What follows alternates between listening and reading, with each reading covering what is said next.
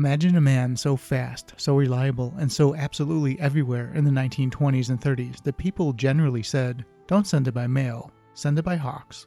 A man who held 214 speed records, flew a glider across the country just because, once refueled a plane in midair with a guy pouring gasoline out of a can, and oh yeah, gave Amelia Earhart her first airplane ride. Today, we're cracking open the life of aviation's original corporate daredevil, Frank Hawks.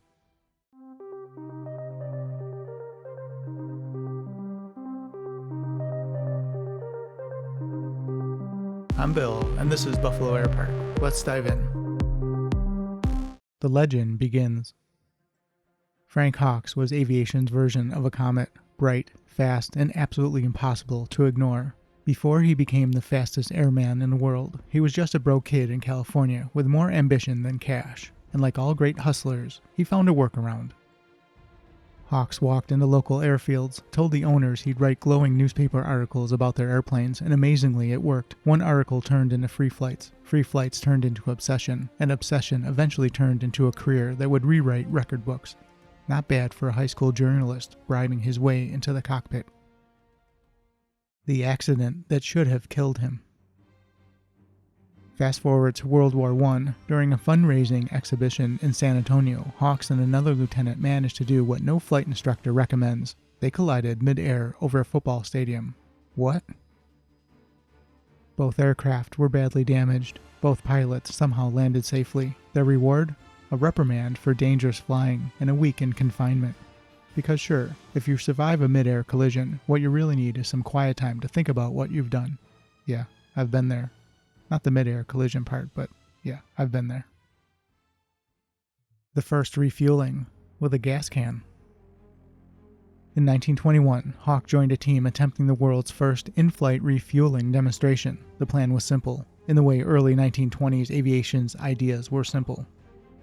Hawks flew a standard J-1. A Curtiss JN-4 Jenny pulled alongside.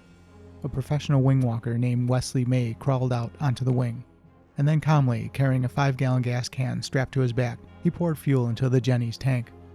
No hoses, no pumps, just men, canvas wings, and hope. And yeah, aviation. The early days. A flight for $10 with someone you may know. On December 28, 1920, Hawks was selling joy rides in Los Angeles for $10 each. And one passenger that day? A young woman named Amelia Earhart, taking her very first flight. History is full of strange intersections, but that one's a gem.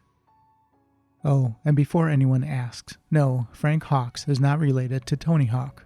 Tony's dad was a naval aviator named Frank Hawk, no S. Different guy, different era. Though let's be honest, if Tony Hawk had descended from a 214 record-setting speed demon, he'd probably be doing 900s at Mach 1. The Texaco years, the corporate speed demon.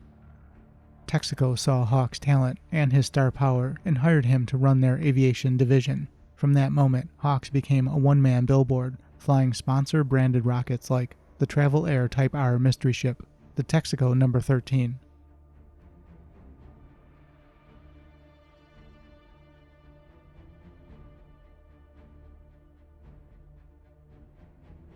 And the Northrop Gamma.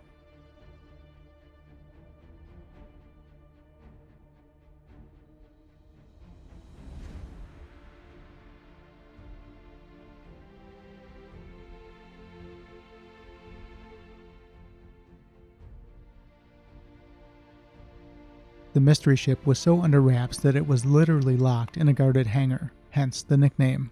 These planes were fast, sleek, and engineered for one purpose: make people talk about Texaco, and Hawks delivered in style. The embarrassing gas cap incident. In 1930, Hawks shattered the transcontinental record, 12 hours, 23 minutes, 3 seconds, slashing Lindbergh's time to ribbons, and then, in the Thompson Trophy race later that year, his engine sputtered and died because he used masking tape to streamline his gas cap. It came loose, pressure dropped, engine said goodbye. Even legends have off days. The Great Glider Odyssey. My personal favorite? The time Frank Hawks convinced Texaco to sponsor a transcontinental glider flight. Yes. A man who worshipped speed, tied himself to a motionless craft and got dragged across America. The glider, a Texaco eaglet, had a 50-foot wingspan, a two-way radio, and even a telephone to the tow plane, because apparently being pulled 500 feet behind an airplane required customer service. They crossed the country in 8 days, performed 10 hours of soaring demos, delivered 12 pounds of glider mail, and transported a palm tree seedling to New York for reasons historians still can't explain. America, the 1930s edition. A celebrity in every sense. Hawks wrote an autobiography called Speed, starred in the movie Serial, The Mysterious Pilot, and even made his way onto the back of cereal boxes as the Frank Hawks Air Hawks club pin. He was everywhere. He was Speed. A shift towards safety. After his custom-built racer, the Hawks Miller HM1, complete with a retractable cockpit that literally dropped the pilot down inside the fuselage, was severely damaged on landing, Hawks decided to step away from high-speed racing. He joined the Gwin Aircar Company as vice president, promoting their foolproof aircraft, a plane advertised as being as easy to fly as driving a car. Unstallable, unspinnable, safe for everyone. Or so they believed. The tragic end. On August 23, 1938, at a polo field in East Aurora, New York, Hawks climbed into the Gwin Aircar for a demonstration flight.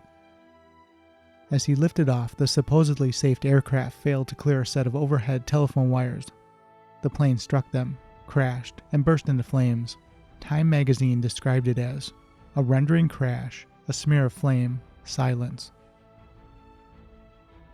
It was the end of Frank Hawks, a man who outran everything except one hazard he never saw coming. Ironically, heartbreakingly, he died not in a speed record attempt, not in experimental flight testing, but while demonstrating an airplane designed to eliminate pilot error. His legacy. Today, his iconic Texaco No. 13 hangs proudly at the Chicago Museum of Science and Industry, a quiet reminder of a pilot who lived fast, promoted safety, and left an imprint carved deep into aviation's golden age. And that wraps up another tale from aviation's stranger side. Until next time, keep your eyes on the skies. Look, here is the new Band-Aid plastic strip with new Super Stick. It sticks better than any other bandage. The proof? Take a dry egg at room temperature. Touch the egg with any other bandage. Brand X, Brand Y, Brand Z. Not one sticks. But a Band-Aid plastic strip with new Super Stick sticks tight instantly. Watch it again in slow motion. No pressure, yet we can lift the egg, even boil it. And the Band-Aid plastic strip never comes loose. Maybe you don't want to broil eggs this way, but you do want the extra protection of Band-Aid plastic strips. They take better care of little cuts and scratches. They stay put. Yes, even in hot, soapy dishwater. Neat, fresh-colored, almost invisible. Band-Aid plastic strips with new Super Stick stick better than any other bandage. Made only by Johnson & Johnson, the most trusted name in surgical dressings. Be sure you get Band-Aid plastic strips.